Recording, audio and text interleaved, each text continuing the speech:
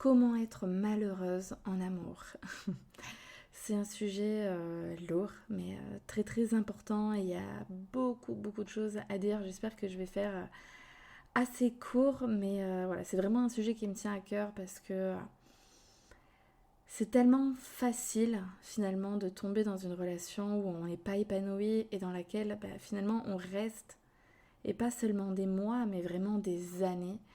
Et je vois trop de personnes autour de moi qui souffrent, qui sont mal et qui n'ont pas le courage de sortir de cette relation-là. Donc ça, c'est un autre sujet, hein, de sortir d'une relation toxique. Là, on part du principe que euh, tu es célibataire et que du coup, ben voilà, tu souhaites partir sur de bonnes bases et ne pas commettre ces erreurs que on peut faire en amour et qui nous amènent doucement mais sûrement dans une relation toxique.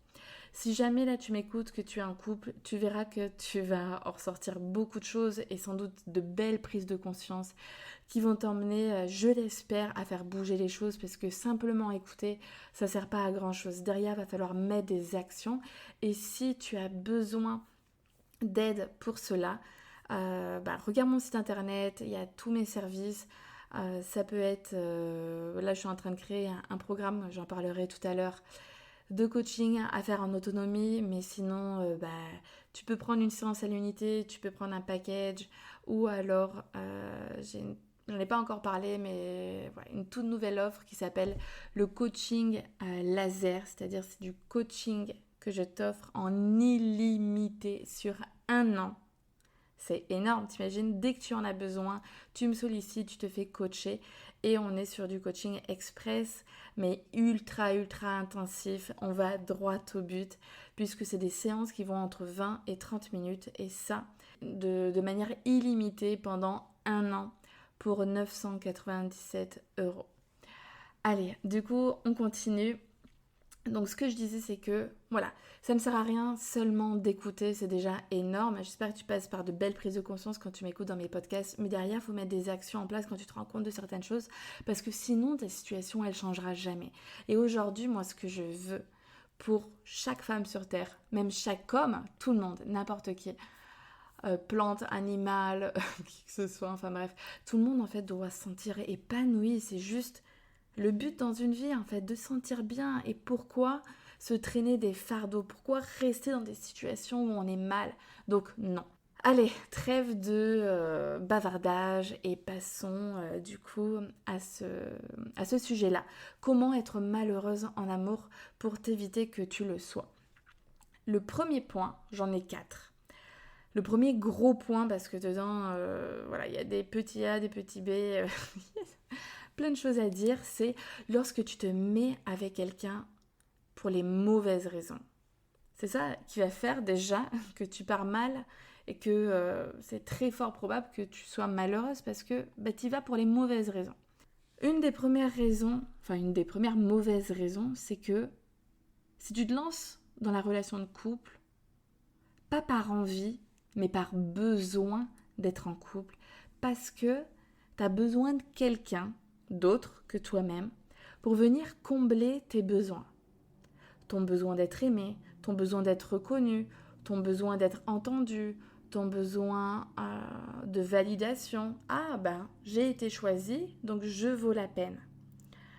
Et aussi du coup de valorisation.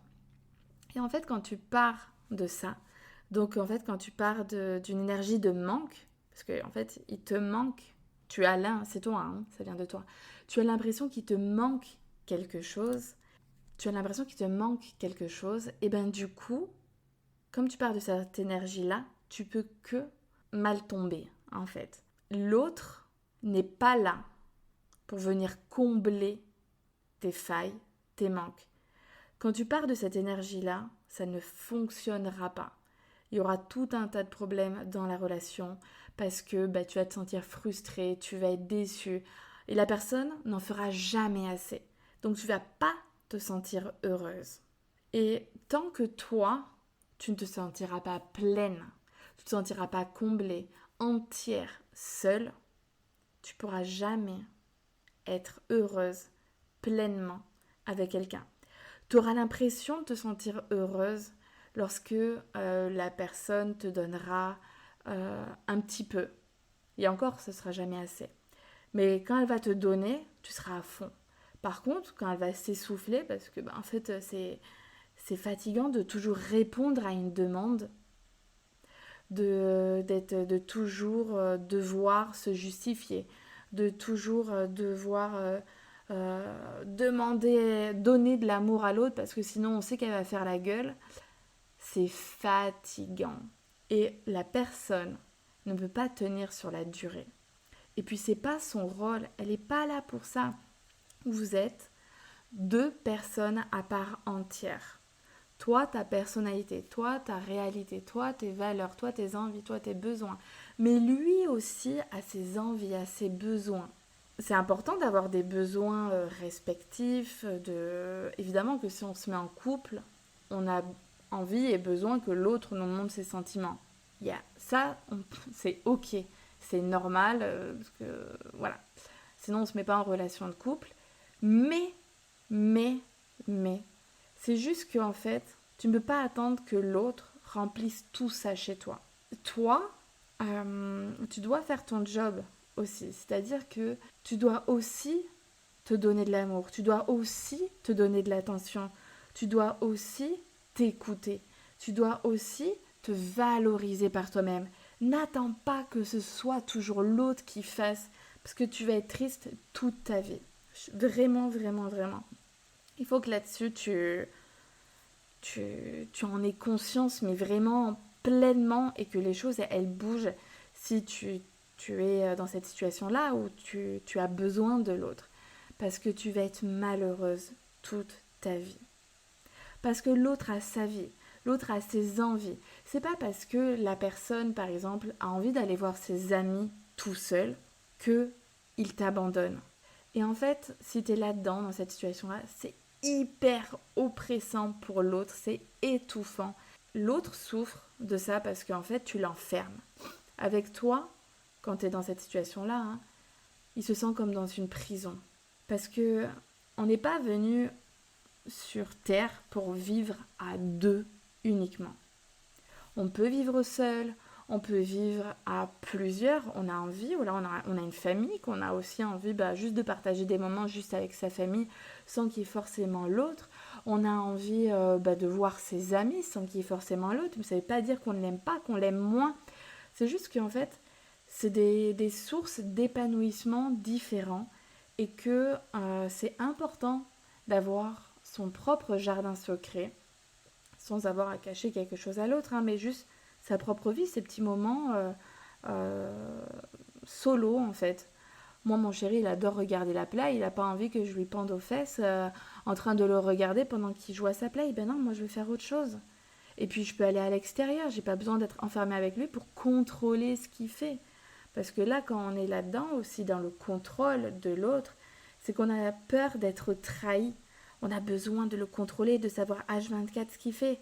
Non mais vous imaginez aussi ça?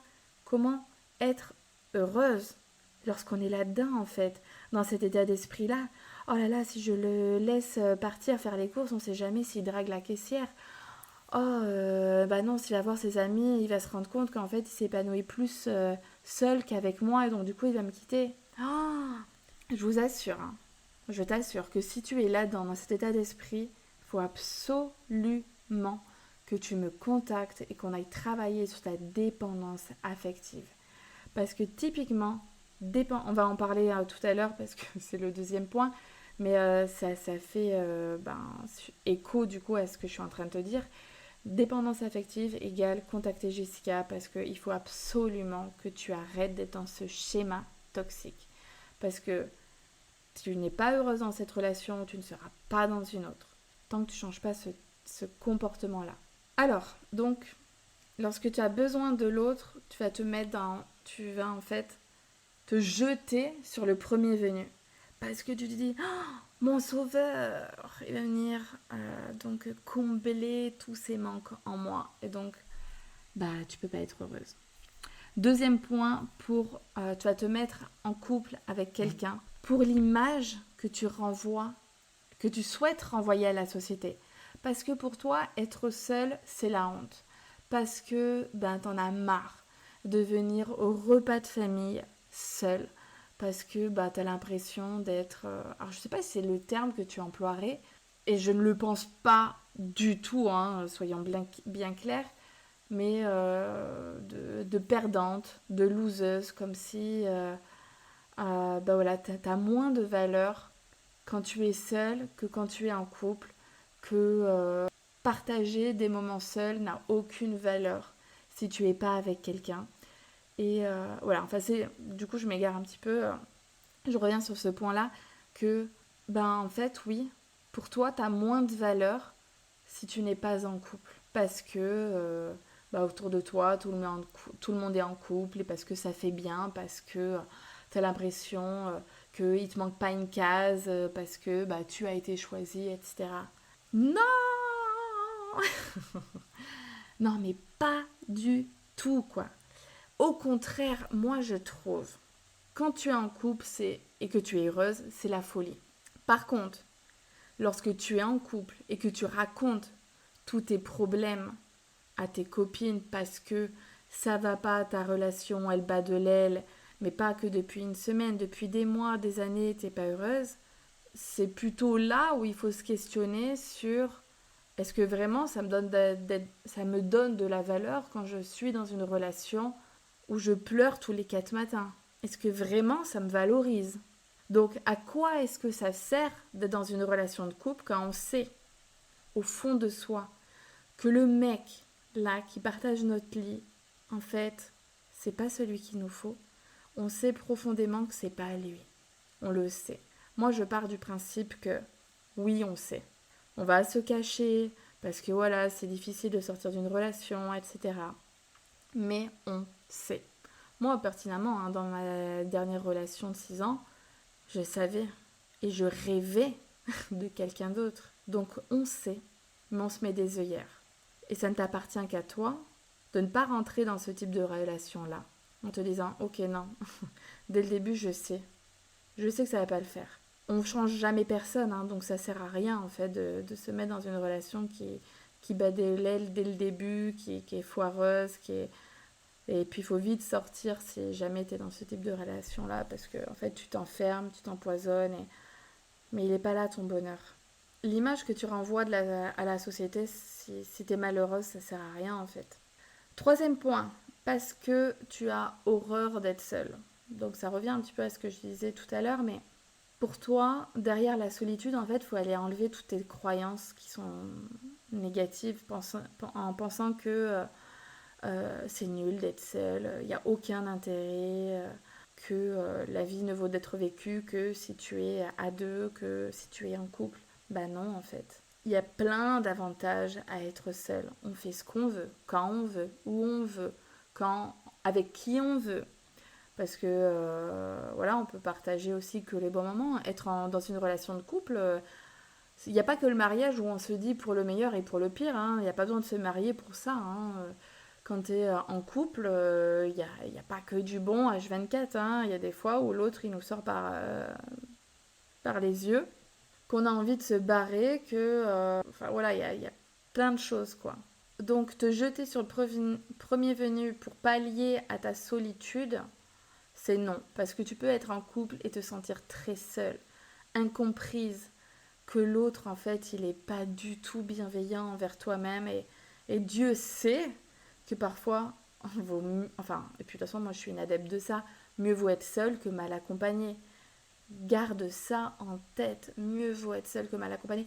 Oui, je sais, mais quand même. Non, il n'y a pas de mais quand même. Moi, je dis stop aux sales excuses qui te pourrissent la vie et que, clairement, qui te conduisent à être malheureuse toute ta vie. Hein. Je me donne des excuses égales je suis malheureuse toute ma vie. Ben oui.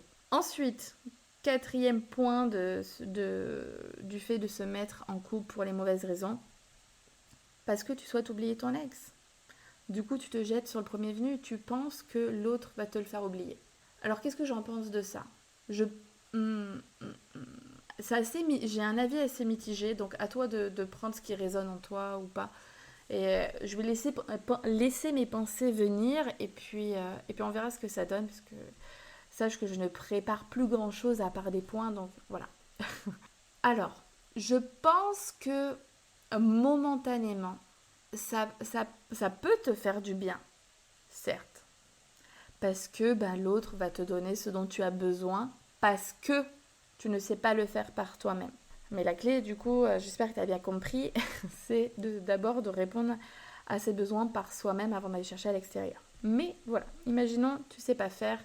Donc du coup, l'autre va venir te donner de l'attention, te regarder, tu vas te sentir bien. Tu as l'impression que finalement tu n'es pas seul. Ça te valorise. Donc temporairement, oui.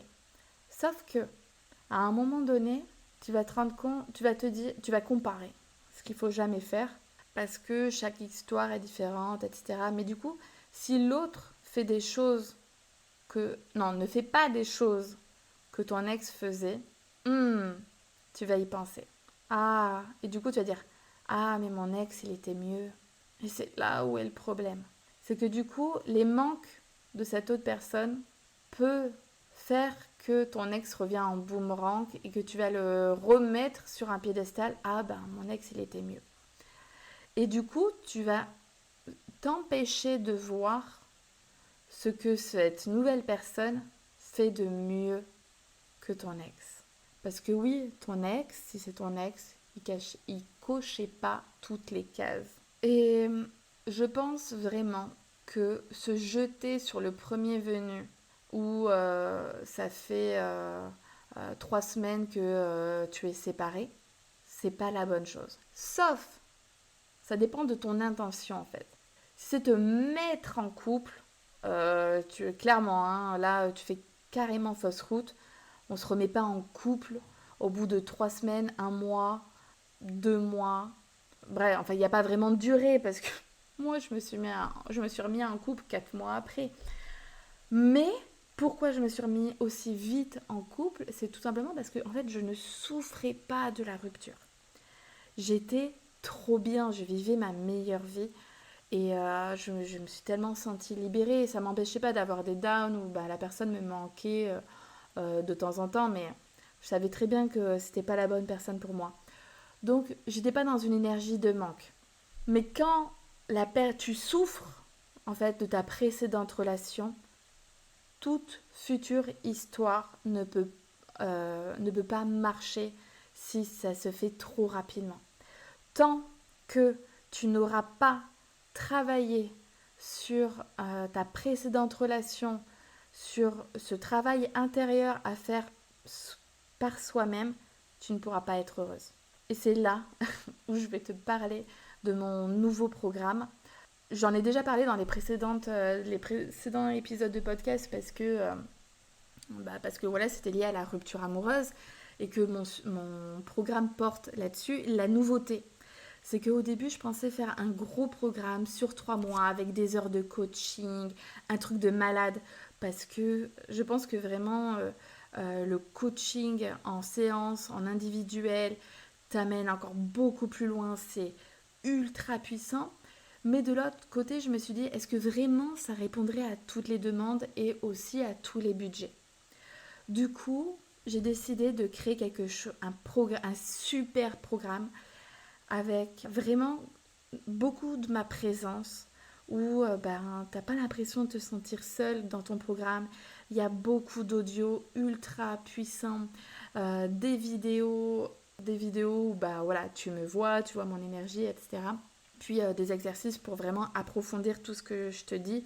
Et pour que, voilà, allez, on y va maintenant, hein, on change les choses. Moi, tu sais que je suis focus action et que dans ce programme, on va aller changer aujourd'hui tout ce qui te bloque pour aller de l'avant, pour oublier ton ex.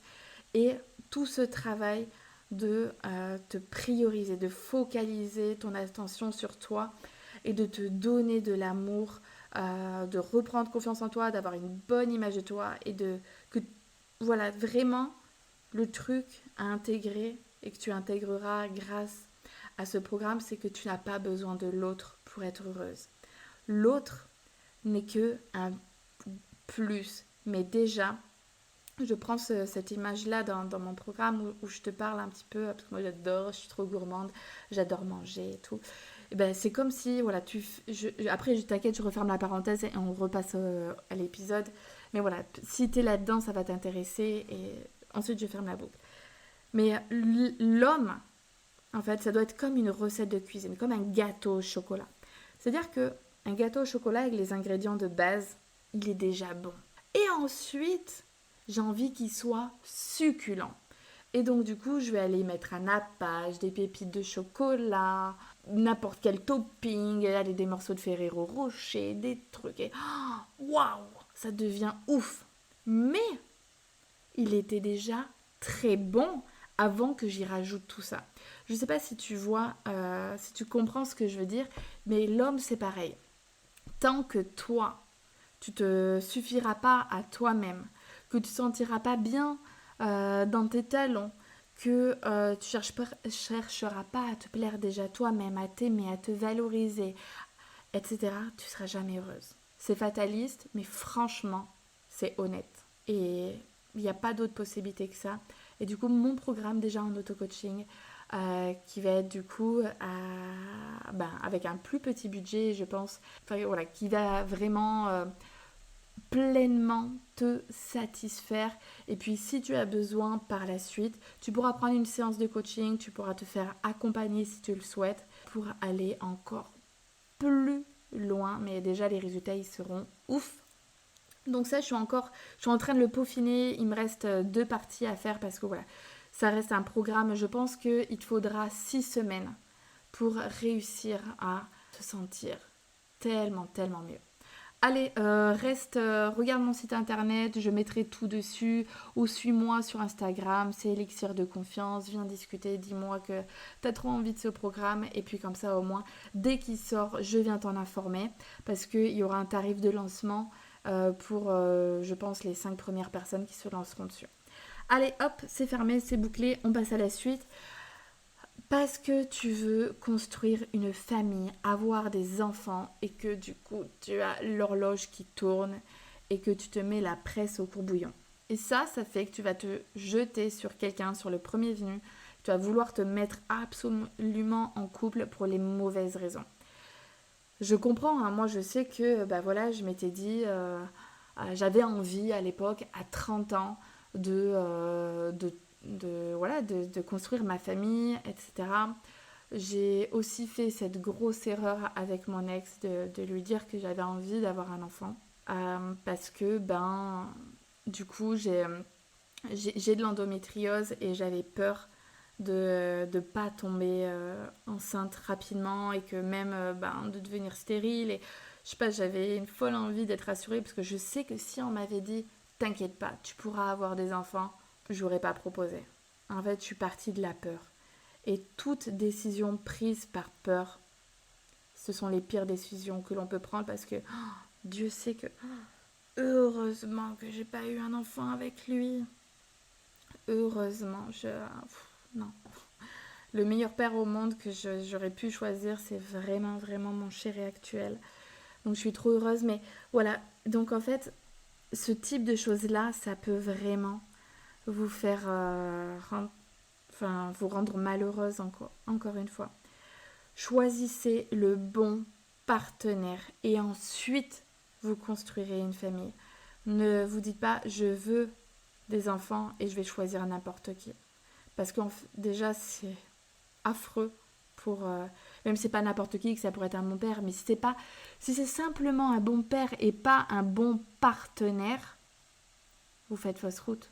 Et c'est pas du tout rendre service à vos futurs enfants parce que, en fait, ils vont avoir des parents divorcés.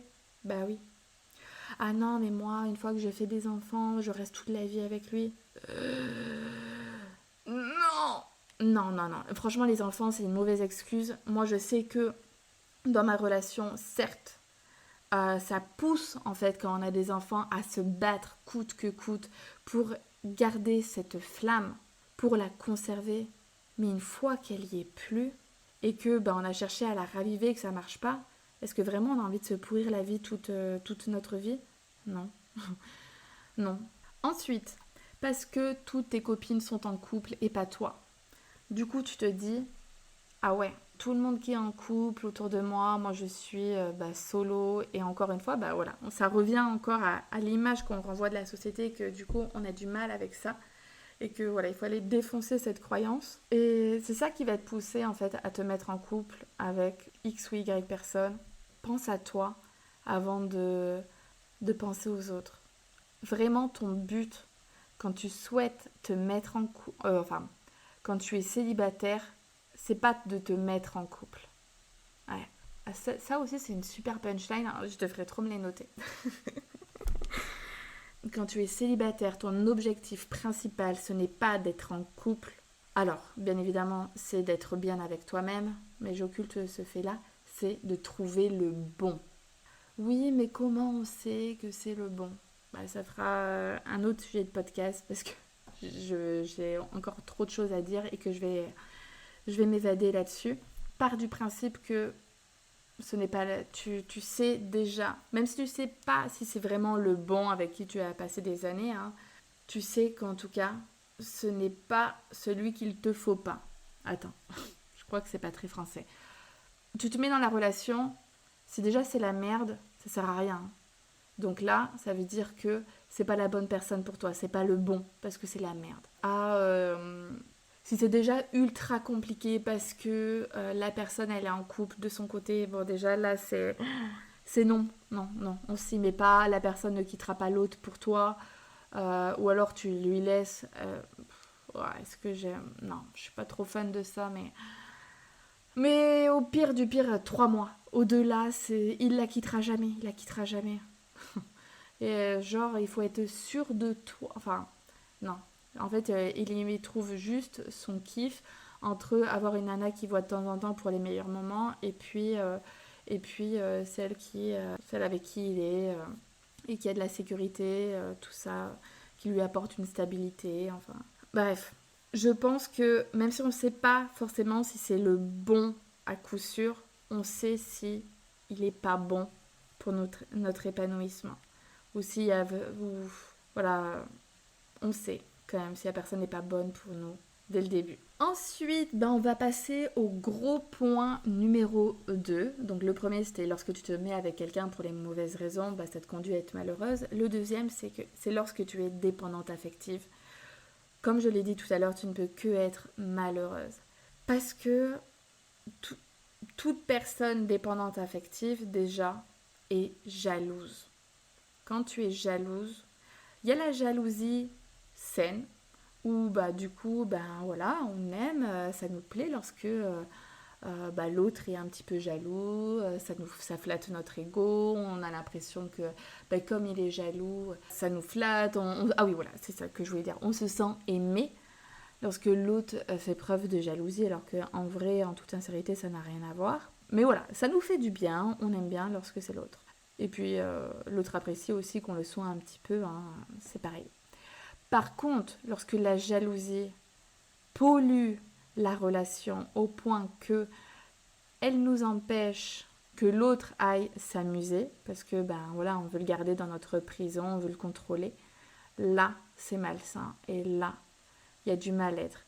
Pour vous, enfin pour toi, parce que tu te pollues, tu pollues la relation, t'es sur le qui-vive, t'es en transe dès que il rentre pas du boulot à 18h, lorsque il part avec ses copains, t'endors pas la nuit, et c'est affreux pour toi, et en plus t'arrêtes pas de le harceler d'appels, et s'il a le malheur de pas répondre, c'est une catastrophe.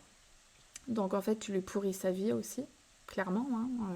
Moi, tu sais, je mâche pas mes mots, hein. C'est juste affreux pour toi et pour lui. Donc, tous les deux, vous êtes malheureux. Parce que toi, tu penses que dans la dépendance affective, tu es la seule à souffrir. Mais je peux te dire que lui, il souffre un truc de fou, hein, de ça. Il n'est pas heureux, hein, avec quelqu'un qui en demande toujours, toujours, et que c'est jamais assez, que du coup, il y a toujours conflit sur conflit, que le moindre truc qui dit... Parce que aussi, dans la dépendance affective, il y a une grosse part de susceptibilité. C'est-à-dire que si l'autre a le malheur de me dire quelque chose qui ne me plaît pas, même avec humour, c'est la catastrophe. J'ai rencontré beaucoup de personnes dépendantes affectives, que ce soit dans mes clients ou tout autour de moi. Ce sont des personnes qui sont très souvent susceptibles et la moindre chose que tu vas dire avec humour, la personne va l'avoir en travers de la gorge. Parce que elle ne voit pas le second degré. Tout est une offense. Tout est sujet à être dévalorisé. Mais pas du tout.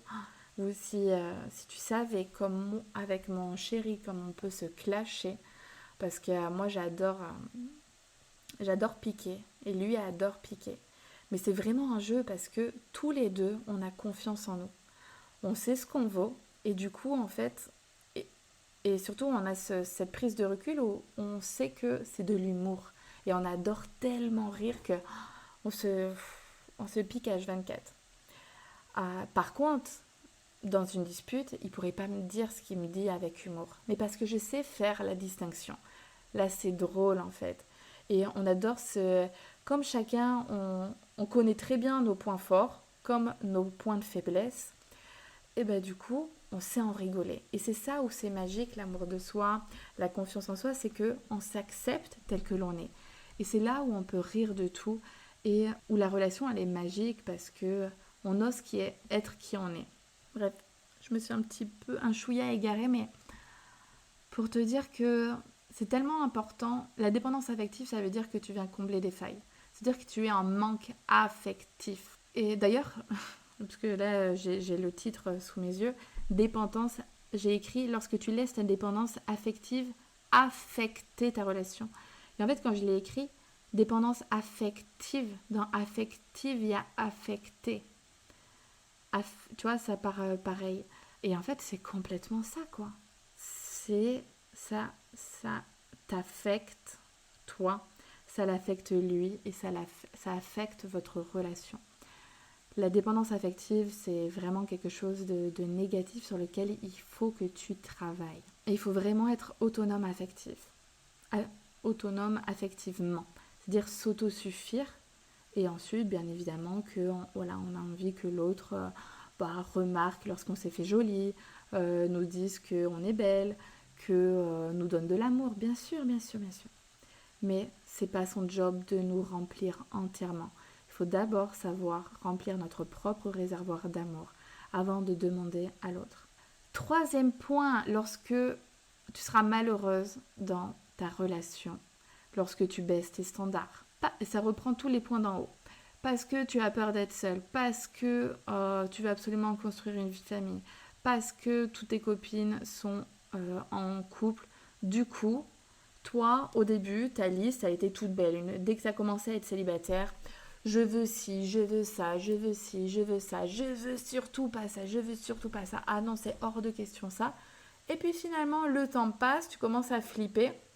Donc du coup, tu te dis, bon ben finalement, je vais... Tu sais quelle image j'ai eue là dans ma tête?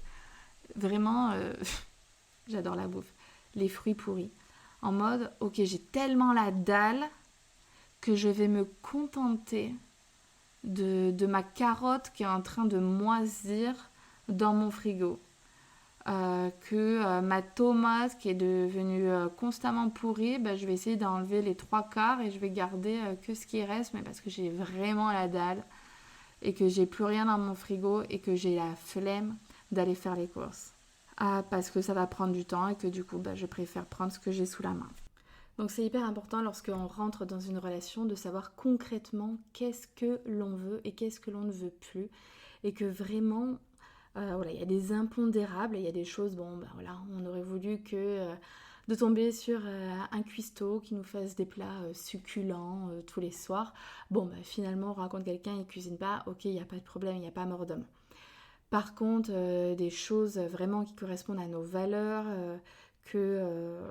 lorsqu'il y a un manque de respect, il y en a un mais pas deux.